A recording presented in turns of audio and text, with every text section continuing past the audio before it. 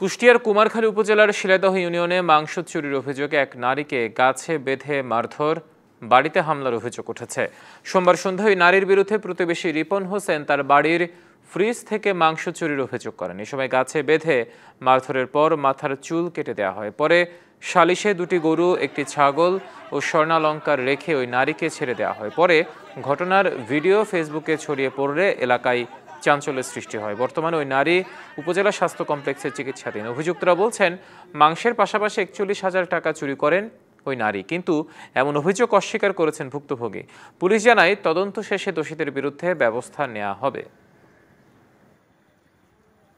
পুরা হইলে ওই রকম আমার গোস্তটা হাতে দিয়ে আমার বলতেছে কি আমি চুরি করে নিচ্ছি। আমার ফ্রিজি লোড, মানে আমার ফ্রিজি এমন গোস্ত রয়েছে, জায়গা নাই, তাহলে আমি পরের বাড়ি গোস্ত নিয়ে এসে আমি কিভাবে থবো? কোন পক্ষ থেকে এখনো পর্যন্ত কোনো অভিযোগ পাই নাই। কেউ অপরাধ করলে আইনের হাতে সুপর্দ করুন অথবা আমাদের পুলিশকে জানান, আমরা আইনগত ব্যবস্থা গ্রহণ করবো।